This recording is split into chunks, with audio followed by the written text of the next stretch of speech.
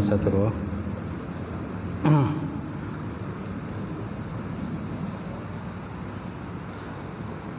Baik. Kita mulakan kuliah malam ni dengan sama-sama membaca Ummul Quran ila hadratin Nabi Muhammad Mustafa Rasulullah sallallahu alaihi wasallam wa ala alihi kiram wa ashabil izam syawilahul Fatihah. A'udzubillahi minasyaitonir rajim. Bismillahirrahmanirrahim. Alhamdulillahi rabbil alamin arrahmanir rahim maliki yaumiddin. Iyyaka na'budu wa iyyaka nasta'in ihdinas siratal mustaqim siratal ladzina an'amta 'alaihim ghairil maghdubi 'alaihim waladdallin. Amin. Assalamualaikum warahmatullahi taala wabarakatuh. Alhamdulillahillazi nahmaduhu wa nasta'in wa nastahdi wa na'udzu billahi min syururi anfusina wa min sayyiati a'malina. May yahdihillahu fala mudhillalah wa may yudlilhu fala hadiyalah. Asyhadu an la ilaha illallah wahdahu la syarikalah wa asyhadu anna Muhammadan abduhu wa rasuluh. Allahumma salli wa sallim ala sayyidina wa nabina wa maulana Muhammad wa ala alihi wa sahbihi ajma'in. Amma ba'd. Fa inna asdaqal hadis kitabullah wa khairal hadi hadi Muhammad sallallahu alaihi wasallam wa syarril umuri muhdatsatuha wa kullu muhdatsatin bid'ah wa kullu bid'atin dhalalah wa kullu dhalalatin finnar. Qala Allah subhanahu wa ta'ala fi kitabil azim ba'da auzubillahi minasyaitonir rajim. Bismillahirrahmanirrahim. Wattaqu fitnatan la tusibanna allazina zalamu minkum khassah wa'lamu annallaha syadidul iqab. Shadaqallahul azim. Maksudnya takutlah kamu kepada azab Allah Subhanahu wa taala, pada bencana yang akan berlaku tidak akan terkena kepada orang-orang yang zalim di kalangan kamu sahaja, tetapi mengenai kepada semua orang. Dan ketahui olehmu, sesungguhnya Allah Subhanahu wa taala itu maha keras balasan siksaan azabnya. Wa qala Nabi sallallahu alaihi wa ala alihi wa sahbihi wa baraka wa sallam, la yu'minu ahadukum hatta hawahu taba'an lima jitu bih.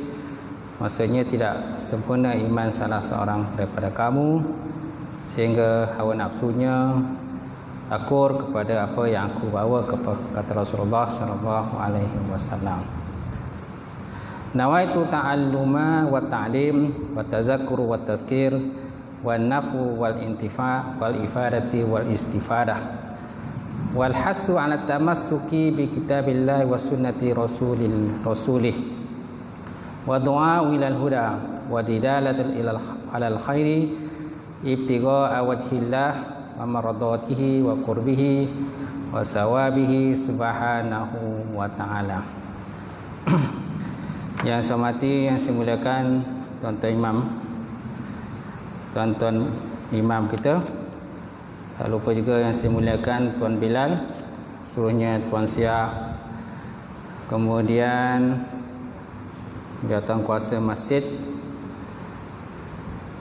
seluruhnya para asatizah, tokoh-tokoh masyarakat, seluruhnya sidang jamaah muslimin muslimat, mukminin mukminat Allah taala. Alhamdulillah, kita panjatkan puji dan syukur kepada Allah Subhanahu wa taala kerana dengan limpah kurnia serta rahmat daripada Allah, lagi kita dapat bersama pada malam ini. Dengan izin Allah taala kita dapat bersama untuk kita meneruskan kuliah kita, insya-Allah. Baik. Kuliah kitab Jauharah Tauhid, Permata Tauhid, karangan Syekh Ibrahim Laqani rahimahullah taala. Sampai muka surat berapa tuan? 159. Betul kan? Baris?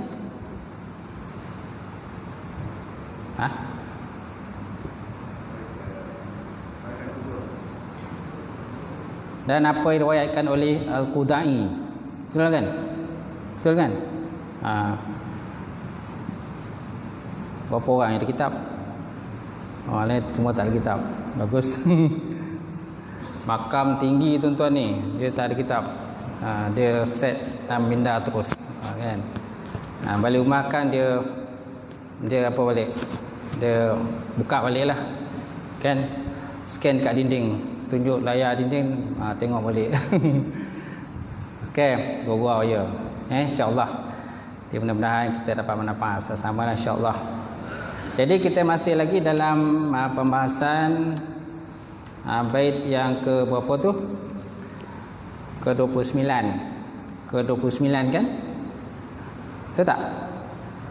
Hayatuhu kazal kalam sam'u sumal basar bizil atana sam'u. Betul. Hayatuhu kazal kalam sam'u, dan wajib bagi Allah Ta'ala itu bersifat hayat, hidup. Begitu juga dengan kalam. Sumal basar, kemudian basar. Sama dan basar. Bizi atana sam'u, dengan yang ketiga itu telah datang pada kita tentang dalil sama. Dalil sama. Mana dalil sama? Wa huwas samiul basir. Dan Allah Ta'ala itu maha melihat lagi maha mendengar. Baik. Tersambung qala musannifu wa ta'ala wa nafa'ana bi ulumihi fi dari amin.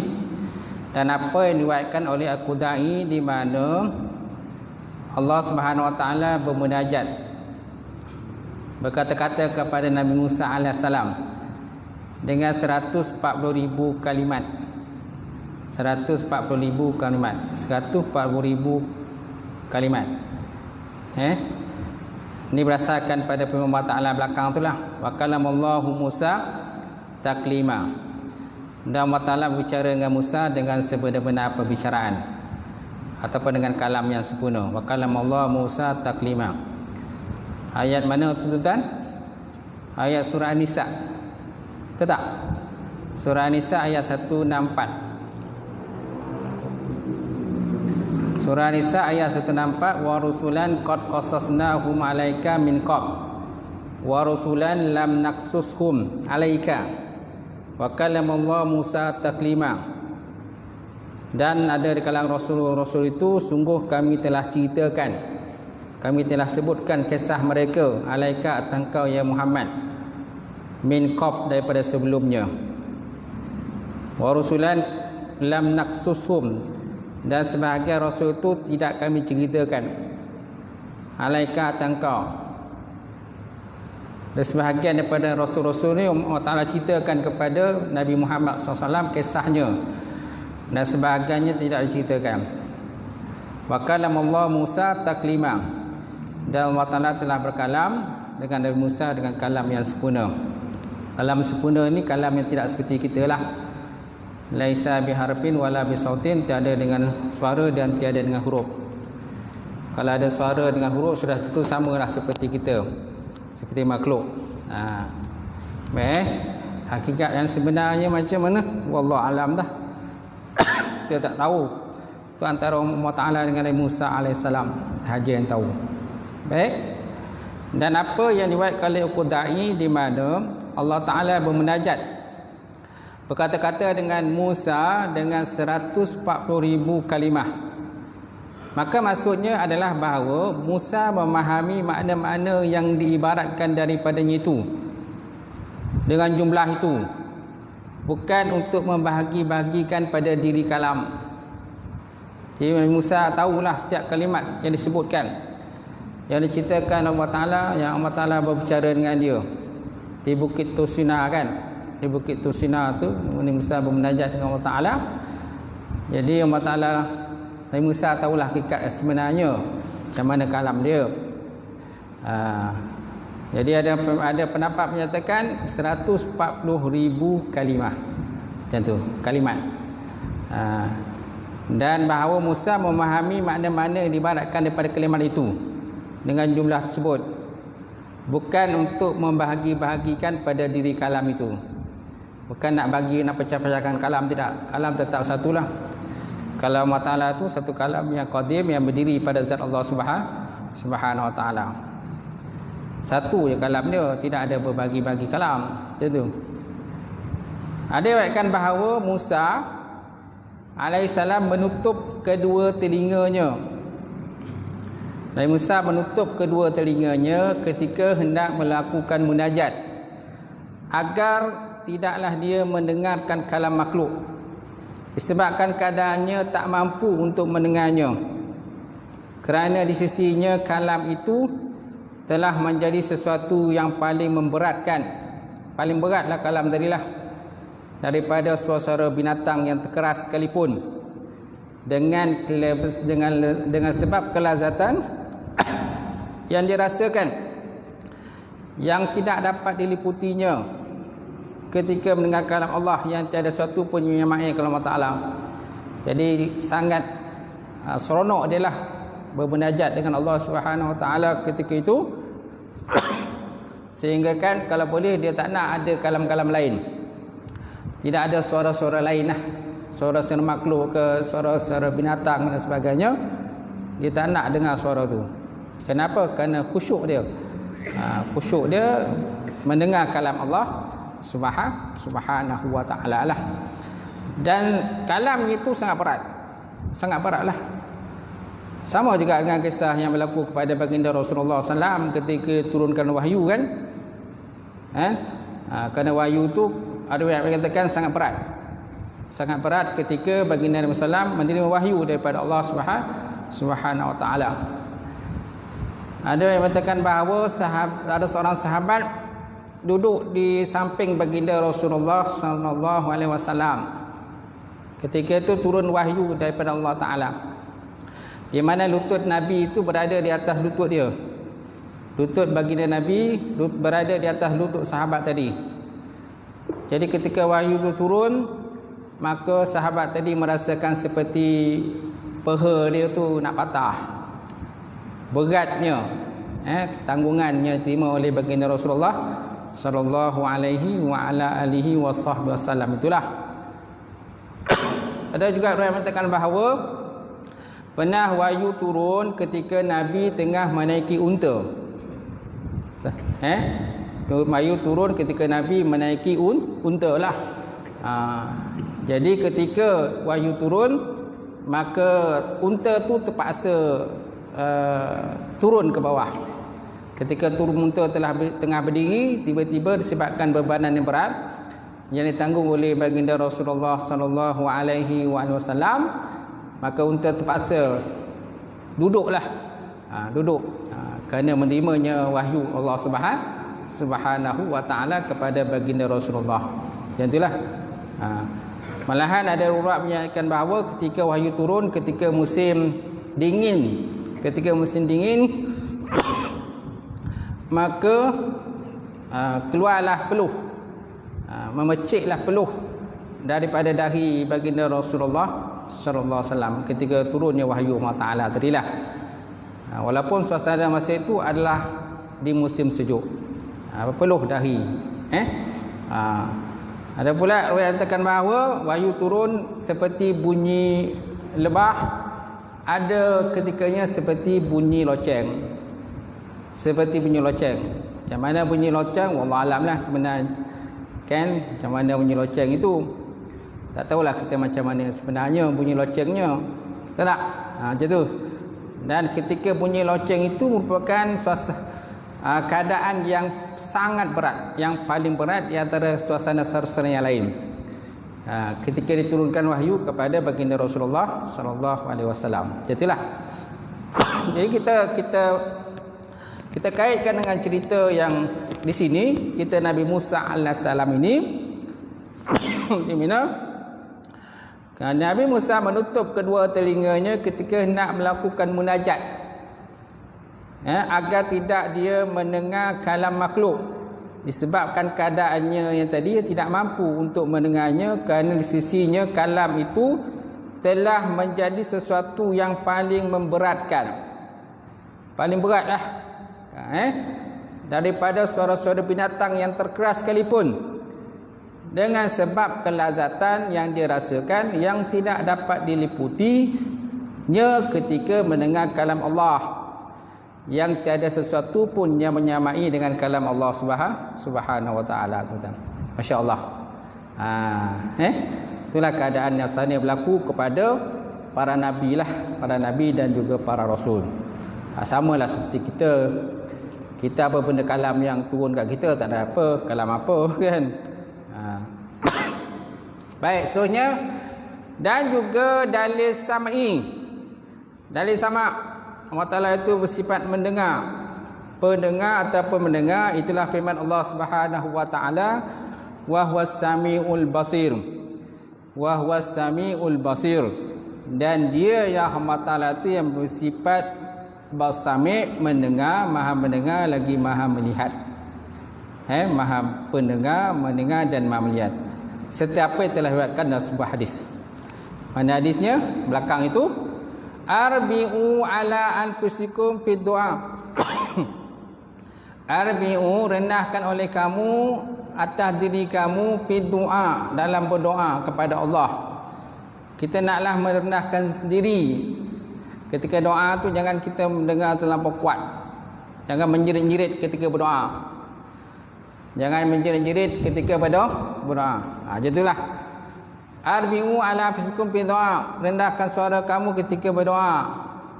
Fa innakum la tad'una as-samma wala ghaiba, wa inna ma tad'una sami'an basira.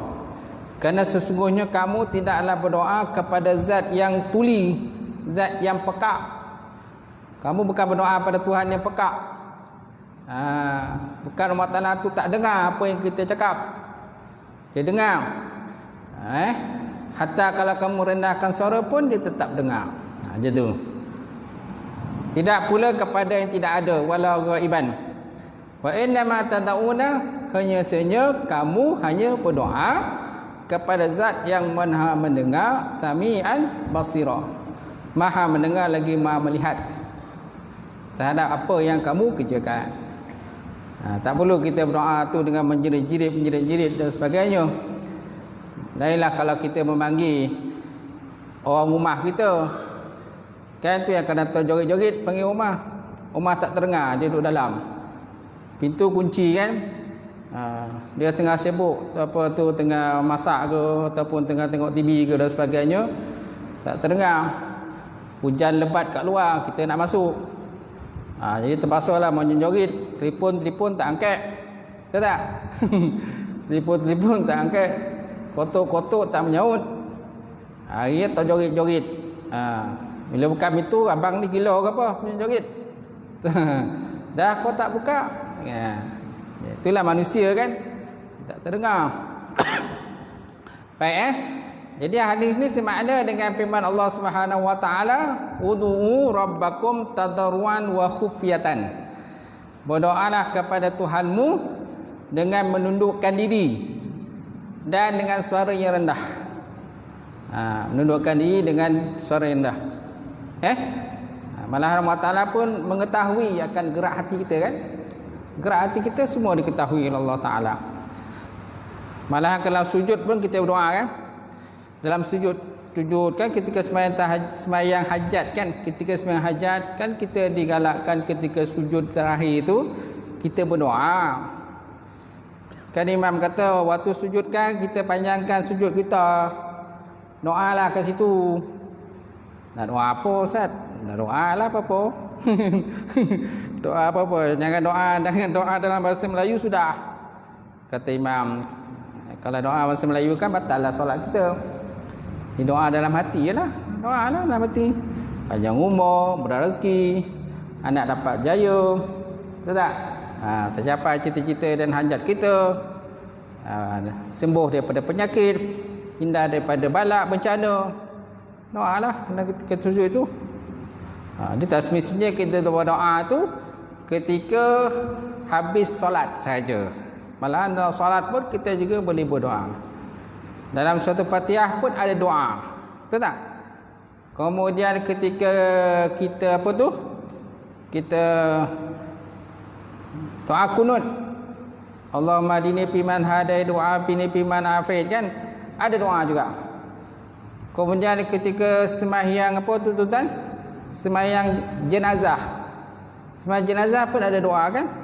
Macam tu. Kita tak boleh sembahyang doa tu kuat sangat. Allahumma fillahu warhamhu wa'afi wa'fanhu. Allahumma fillaha warhamha wa'afi wa'fanha. Allahumma la tahrimna ajraha wa la tafina ba'da. Kalau perempuan, kalau lelaki Allahumma la tahrimna ajruhu wa la tafina ba'da wa filana wa lahu kan. Di situ pun ada doa kan. Banyak tempat-tempat yang kita boleh berdoa je tu. Habis tuan-tuan. Baik, seterusnya kita masuk tajuk yang seterusnya, khilaf mengenai ada atau tidaknya sifat idrak. Idrak dan takwim bagi Allah. Khilaf mengenai ada atau tidaknya sifat idrak dan takwin bagi Allah Subhanahu wa taala. Baik, kita lihat dia punya bait syairnya, fahallahu idrakun aula khulfu. Fahallahu idrakun aula khulfu wa inda qaumin sahafihi waqfu. Waqfu ujungnya fufu. Ini antara kelebihan syair lah. Syair biasa dia susun macam tu. Dia ujung tu sama aja. Fahallahu idrakun aula khulfu wa inda qaumin sahafihi waqfu. Maka apakah bagi Allah Taala itu idrak atau tidak? Maka apakah ada bagi Allah Ta'ala itu sifat idrak atau tidak? Diperselisihkan oleh ulama. Fahallahu idrakun aula. Maka adakah bagi Allah Ta'ala itu sifat idrak atau tidak? Aula atau tidak? Khalfun berlaku khilaf. Khalfun berlaku khilaf. Wa inda qaumin sahafihil waqfu. Dan menurut satu pendapat kaum, dia kata telah sah padanya tawakuf. Sah pada tawakuf maknanya ke sini tidak, ke sana tidak. Nak nyatakan idrak tu ada ke tak ada. Ada pendapat menyatakan ada pendapat yang menyatakan tak ada. So ada satu kaum menyatakan tawakuf. Jadi kita tak payah bincang lah benda ni tu. Kan? Ada ke tak ada ke, kita ambil tengah lah. Macam tu dia kata. Tawakuf. Jadilah ambil tengah. Tawasud tengah. Nak kata tidak pun tidak, nak katakan ya pun tidak. Kan? Dia sambil tengah-tengah. Jadilah. Baik. Kita lihat dia punya uraiannya. Jadi dalam bait syair ini musannaf ataupun pengarang ini tersimpul 3 pendapat mengenai masalah idrak. Sifat idrak. Ada ke tak ada sifat idrak ni? Yang kita tahu sifat 20 je. Pada wujud qidam baqa muhalafatu ta'ala al hadis sampai kepada qiyamut ta'ala mutakalliman. Jadi ada 20 sifat yang wajib bagi Allah, 20 yang mustahil bagi Allah, 1 yang harus bagi Allah. Sifat tiba-tiba ada 1 lagi sifat idrak pula. 1 lagi nanti takwin pula. Iya ke, ada ke tak ada benda ni? Okey. Jadi dalam bait syair ini menyatakan tersimpul 3 pendapat mengenai masalah idrak. Pertama adalah yang menetapkan, mana ada. Kedua yang menafikan, tak ada sifat idrak. Ketiga tawakuf. Tawakuf, tak, diamlah. Ke sini tidak, ke sana tidak. Jadi kan, nak kata ya pun bukan, nak katakan tak pun bukan. Duduk tengah-tengah. Macam itulah. Demikian pula masalah takwin. Masalah takwin ada diperselisihkan juga. Apa dia takwin? Golongan Maturidiyah menetapkan dan memberikan ta'rif dengan, jadi takwin pun ada khilaf di antara Maturidi dan juga Asy'ari. Abu Hasan Asy'ari dan juga Abu Mansur Maturidi. Jadi dua-dua ulama besar ni pun khilaf tentang takwin. Golongan yang pro kepada Maturidi menetapkan dan memberikan takrif takwin ialah sifat qadimah al-qaimah bi zatihi ta'ala yujadu biha wa yu'dimu biha. Takwin ialah satu sifat yang berdiri pada zat Allah Subhanahu wa taala, sifat yang qadim berdiri pada Allah Taala, yujadu biha, yang Allah Ta'ala menjadikan sertanya dengannya ataupun dia mentiadakan dengannya. Menjadikan ataupun mentiadakan, maksudnya satu sifat yang qadim, yang berdiri dengan zat Allah Subhanahu Wa Ta'ala, sama ada dia mengadakan sesuatu ataupun mentiadakan sesuatu. Mengadakan ataupun mentiadakan sesuatu. Itu dikatakan sebagai takwin. Takwin pada pandangan daripada Abu Mansur Maturidi. Akan tetapi pada sifat takwin ini, ta'aluk dengan wujud, dinamakan dia dengan ijad. Jadi takwin ni kalau dia ta'aluk dengan benda wujud, maka dinamakan sebagai ijad, menjadikan. Jika ta'aluk dengan adam, benda tak ada, maka dinamakan sebagai i'dam. Sebagai i'dam. Ain, alif, ain, dal, alif, mim, i'dam. Dan jika ta'aluk dengan hayat, dinamakan sebagai ihya, menghidupkan. Dan begitulah seterusnya. Dan begitulah seterusnya. Jadi kalau takwin itu mana-mana takwin tadi tuan-tuan, satu sifat yang qadir, yang berdiri dengan zat Allah Subhanahu Wa Taala, yang berwujud mengadakan satu ataupun mentiadakan satu. Jadi kalau salah ta'aluknya takwin itu kepada benda-benda wujud, maka dinamakan sebagai ijad. Ijad, menjadikan. Ijad, alif ya jim alif dal, ijad. Alif ya jim alif dal, ijad. Dan jika ta'aluk dengan adam, ain dal mim, adam, dinamakan sebagai i'dam. Alif ain dal alif mim, i'dam, mentiadakan. Dan jika ta'aluk dengan hayat, hayat ha ya alif ta marbutah, hayat. Kalau ha ya alif ta hamzah, ha ya alif hamzah, hayat ini malu. Al haya syu'batun minal iman, malu sebagai beriman. Ini bukan, ujung ni bukan hamzah tapi ta marbutah. Ha ya alif ta, hayat kan, maka itu maknanya hidup. Jika ta'aluk dengan hayat, dinamakan sebagai ihya. Alif ya alif hamzah, alif ha ya alif hamzah, ihya hulumuddin, hidupkan. Dan begitulah seterusnya. Maka menurut mereka, sifat-sifat af'al, sifat-sifat perbuatan itu adalah qadim. Jadi menurut mereka, sifat-sifat perbuatan Allah Subhanahu Wa Taala, af'al Allah Taala itu adalah qadim. Kerana dia merupakan sifat takwin. Sedangkan sifat takwin adalah qadim, dia kata. Takwin adalah sifat yang qadim, yang ada pada zat Allah Subhanahu Wa Taala, berdiri pada zat Allah. Semaknanya bukan 20 lah sifat, tambah lagi satu lah, mana 21, kan? 21. Tetapi yang kata yang tamatnya kan di kalangan kita mazhab Imam Syafi'i dan juga sunnah ni 20 saja.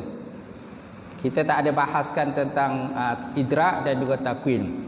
Jadi kalau masuk takwin idrak, maka akan jadi 22. Akan jadi 22 sifat yang wajib bagi Allah. Tak? Tapi bukan 22 saja. Sebab bila ada idrak, bila ada takwin, sudah tentu akan ada sifat ma'nawiyah pula. Kaunuhu ta'ala mudarrikun pula nanti. Kaunuhu ta'ala mudarrikan ataupun mudarrikun. Kemudian kaunuhu ta'ala mukawinun. Mukawin. Sebab apa? Ada takwin. Bila ada takwin, sudah tentu akan ada tambah kaunuhu ta'ala mukawinun.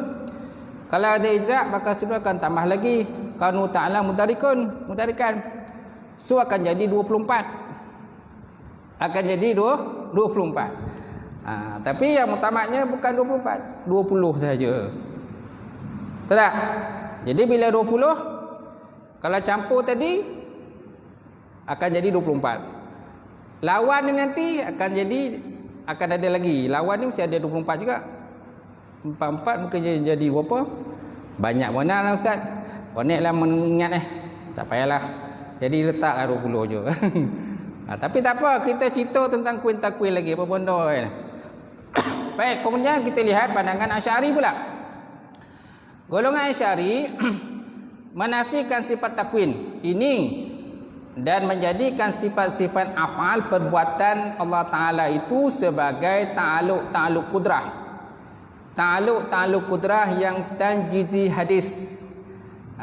Jadi ta'aluk kudrah yang tanjizi hadis itu, maka itu dia katakan sebagai ta'aluk kudrah itu dah ada lah. Jadi bila sudah ada ta'aluk kudrah yang tanjizi hadis, tak perlu lagi lah ada sifat takwin. Tak perlu ada sifat takwin lagi, kata pandangan daripada Asy'ari. Baik, apakah alasannya golongan Maturidi menjadikan sifat idrak itu sebagai tambahan? Jika dikatakan atas jalannya golongan Maturidiyah, apakah fungsi kudrah menurut mereka? Jadi kalau kita nak letakkan idrak ini, takwin ni sifat tambahan kepada sifat wajib dari Allah, jadi apakah fungsi kudrah? Kudrah pun dia punya definisinya lebih kurang sama juga dengan takwin. Mana kudrah itulah sifat yang wajib bagi Allah Ta'ala yang menjadikan sesuatu dan mentiadakan sesuatu, kan? Menjadikan sesuatu dan mentiadakan sesuatu. Jadi sifat kudrah lebih kurang sama juga mana dengan sifat takwin. Faham tak? Jadi jika dikatakan atas jalannya golongan Maturidi ni, Maturidi berpandangan bahawa takwin satu sifat yang kena ada kepada Allah. Jadi kalau macam tu ada timbul persoalan. Apakah fungsi kudrah menurut mereka? Kalau takwin kita nak letak lagi satu, jadi kudrah buat apa? Kan kudrah dah ada cukup dah, buat apa lagi nak tambah takwin? Dia kata. Maka dijawablah bahawa tugas kudrah itu adalah mempersiapkan yang mungkin. Dia kata alasannya, jawapannya. Tugas kudrah ialah mempersiapkan yang mungkin. Dalam arti menjadikannya siap menerima wujud dan siap menerima adam. Nampak? Siap menerima wujud dan siap menerima tak ada. Siap untuk menerima ada dan siap untuk menerima tiada. Nampak? Itulah fungsi kudrah, dia kata. Maka jawabnya bahawa tugas kudrah adalah mempersiapkan mungkin, dalam arti menjadikannya siap menerima untuk wujud dan adam. Dan dibantah jawapan ini bahawa penerimaan yang mungkin bagi demikian itu adalah zati. Dia kata zati maknanya memang zatnya begitulah. Memang zat dia begitu, memang menerima mungkin. Zatnya siapa? Zat Allah Ta'ala lah. Zat Allah Ta'ala. Dan dibantah jawapan ini bahawa penerimaan yang mungkin bagi demikian itu ialah dalam bangsa zati. Memang zat Allah Ta'ala begitu. Memang zat Allah Ta'ala begitu. Jadi kenapa nak perlu ada kudrah, nak ada takwin dan sebagainya? Kudrah saja kan dah ada, cukuplah, dia kata. Apa nak tambah-tambah lagi, pening-pening kepala, kan? Macam itulah. Okey? Maka dijawab lagi bahawa zati itu hanyalah penerimaan yang bersifat kemungkinan. Qabulul imkani namanya. Namanya qabulul imkani. Lain halnya dengan penerimaan yang bersifat persiapan. Qabulul isti'dadi. Qabul isti'dadi yang dekat daripada perbuatan. Yang dekat daripada perbuatan. Contoh dia apa, tuan-tuan? Apakah perbezaan antara qabul imkani dan juga qabul isti'dadi? Dalam kitab Asyiah Imam Bajuri ala Jauhar Tauhid yang dinamakan sebagai kitab Tuhfatul Murid ala Jauhar Tauhid, kitab Tuhfatul Murid yang mensyarahkan matan Jauhar Tauhid ini, di mana Ibrahim Bajuri menyebutkan dalam kitabnya di muka surat berapa ni, saya lupa dah muka surat apa, dalam salah satu muka surat ialah yang bicarakan tentang benda ni, dia kata bahawa penerimaan itu ada dua. Satu qabul isti'dadi, yang kedua qabul imkani. Macam mana dia katakan qabul isti'dadi?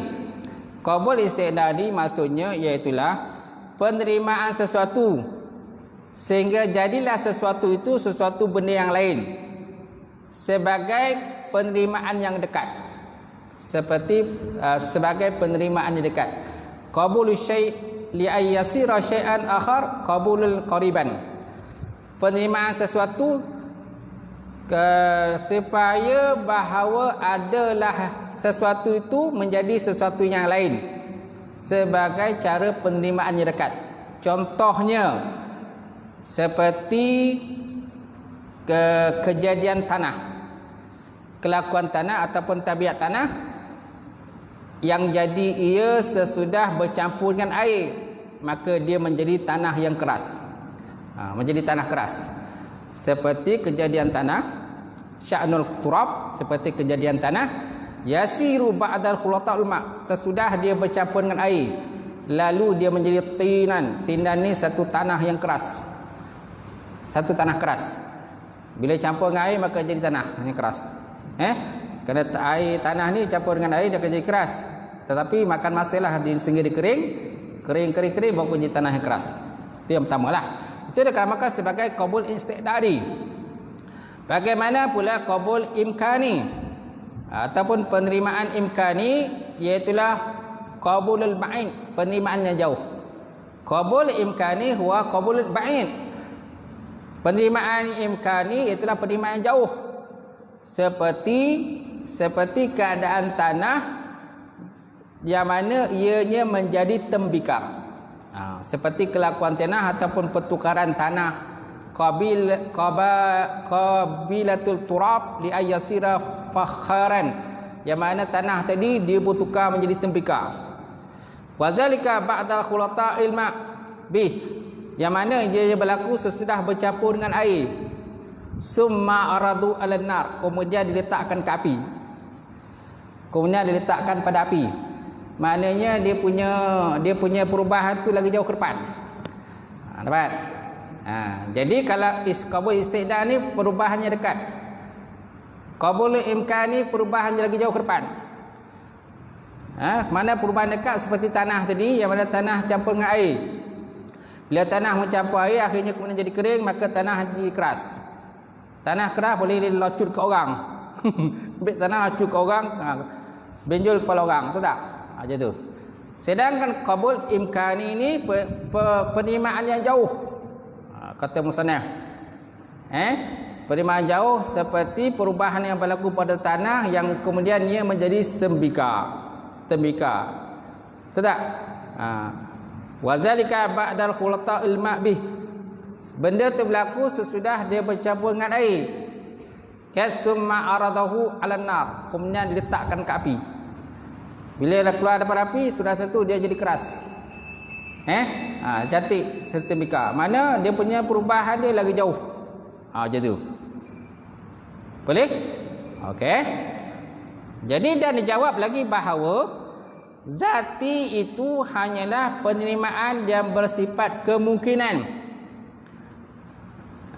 Zati itu hanyalah penerimaan yang bersifat kemungkinan, qabul imkani. Lain hanya dengan penerimaan yang bersifat persiapan. Mana qabul al-isti'dadi, contohnya tadilah yang saya dah sebut contoh dia. Macam tu.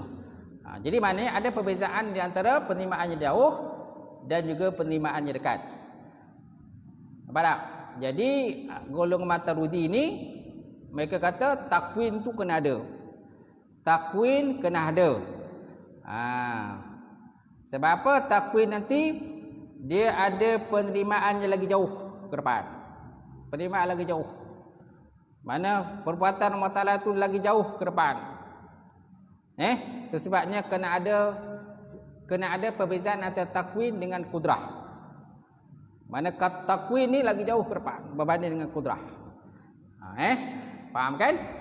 Macam tu. Jangan pening-pening sangat. Baik.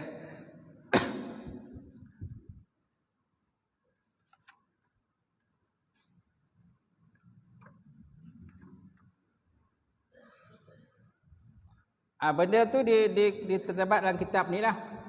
Di muka surat 135 Hasyiah Basuri ala Jawharatul Tauhid di muka surat 135 di bawah ni, garisan bawah.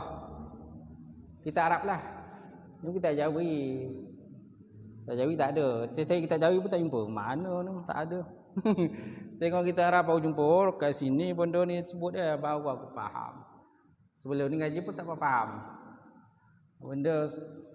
Baik, seterusnya.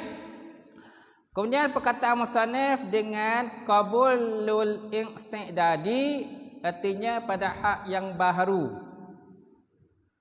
Kemudian perkataan musannif dengan qabul isti'dad itu salah. Potong. Qabul isti'dad itu salah, potong. Sebab saya tengok kita Arabnya bukan itu yang disebut. Perkataan musannif dengan idrak, bukan qabul isti'dadi. Potong isti'dadi itu tulis dengan idrak. Alif dar ra alif kaf. Perkataan musannif pengarang dengan idrak, artinya pada hak yang baharu. Pada sisi makhluk adalah definisinya tasawuru hakikatul syai' mudraki indal mudrik. Jadi berkenaan dengan takwin tu dah habis dah. Tak habis dah. Kita tutup buku lah tentang takwin habis. Sekarang nak cerita tentang idrak pula. Jadi perkataan musannif dengan idrak, bukan qabul isti'dadi. Potong perkataan qabul itu salah cetak tu, salah cetak. Artinya pada hak yang baru, mana pada sisi makhluk.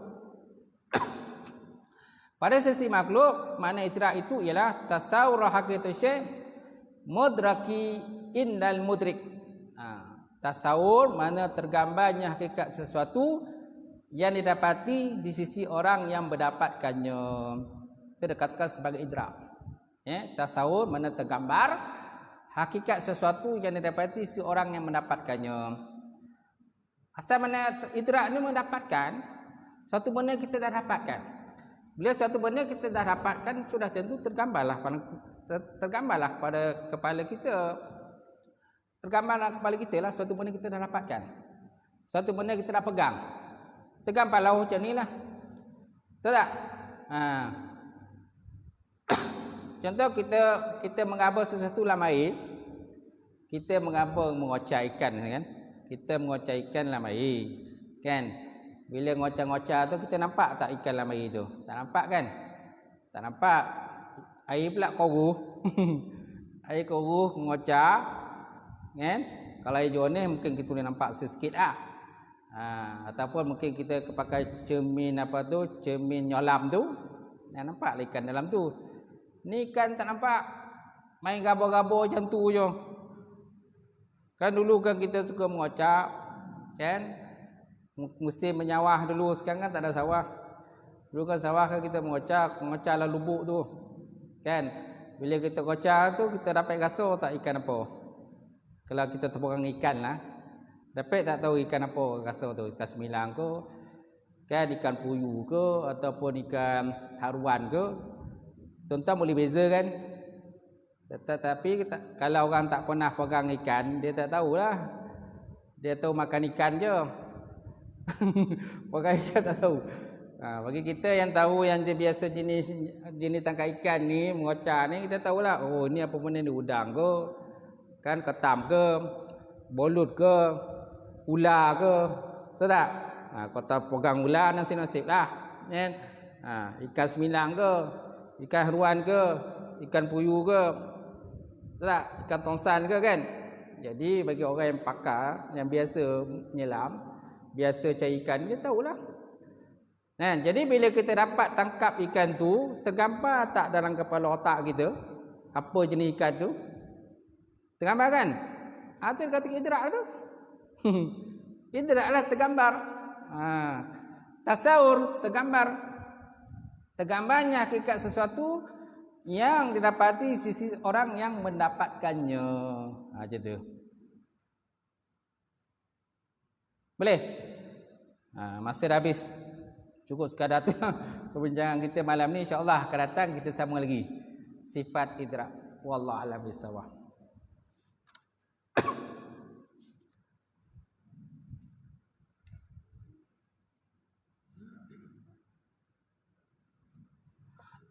A'udzubillahi minasyaitonirrajim.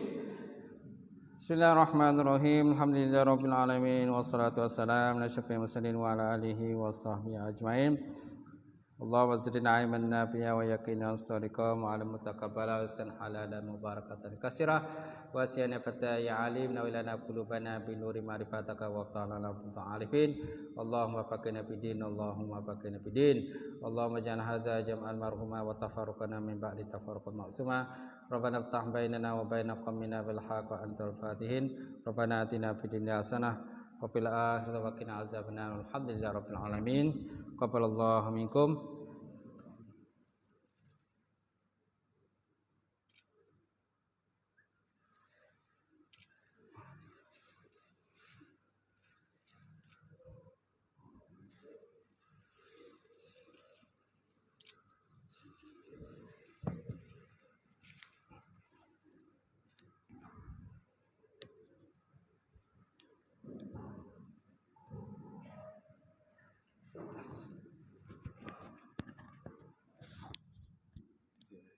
Sama. Syukran.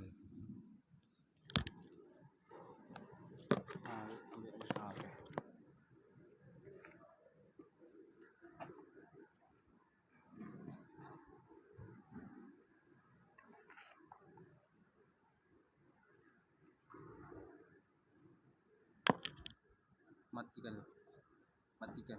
Finish.